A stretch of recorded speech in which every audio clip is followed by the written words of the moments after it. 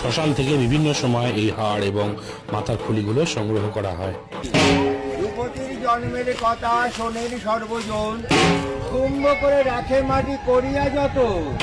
দুয়াতে ছানিয়া মাটি করিয়া যতনে, চাকেতে তুলিয়া মাটি ভূপতি করিল গঠন, অগ্নি অঙ্গারি করি ভূপতি পোড়াইয়া, সুচন্দন গন্ধ পুষ্প গঙ্গা জল দিয়া, ওই দিক প্রদক্ষিণ করিয়া আজ ধূপ দিলাম ছাড়ি, ওই ধূপ ধূপতি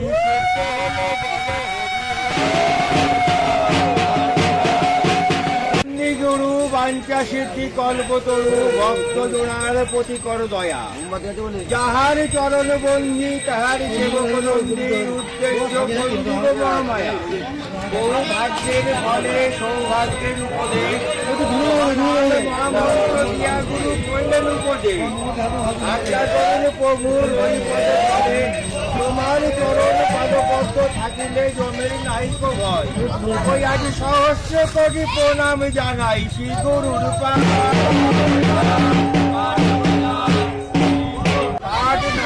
পাঠ নাচিল সিংহাসন, কোথায় ছিলে পাঠ তাহারও আসন, বয়সের পাদবান বিশ্বকর্মা জানে, দেউলের কীর্তি পাদবান তিনি বলে জানে, বামেতে দাঁড়িল ত্রিশূল কাটা তিনি শাড়ি, শুল্ক বস্ত্র ধুতি দিয়ে পাদবান গিরি, বয়সের পাদবান পাটে দেখো আছে স্থূল, পাটের সম্মুখে দেখো মহেশের ত্রিশূল, এতক্ষণে নিয়ে এলাম সরোবরের কুলে, সরোবরের কুলে দেউলে করে স্থাপনা,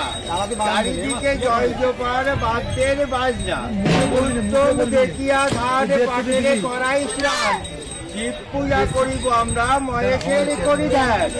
ওই তো বলেন সত্য গুরু ভোলা মহেশ্বর, ওই আজ ঘাট পাট ত্রিশূল শুদ্ধ করিবেন এইবার।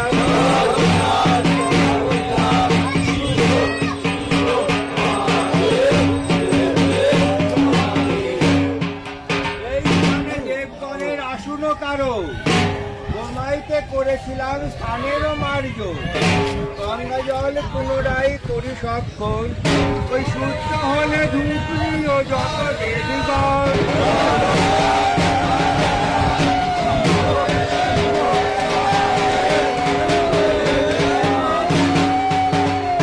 অতি দীর্ঘ পত্র আছে ধরণীর ওপর, অপবিত্র হলে কেহ চলিতে না পারে, হেনপত্র শুদ্ধ হেতু করিতে উপায়, স্বর্গেতে মন্ত্রণা করে যত দেবতায়, সব স্থানে গতি গয়া সদা সর্বক্ষণ, ওই আর পত্র শুদ্ধ করিবেন দেবতা পাবন।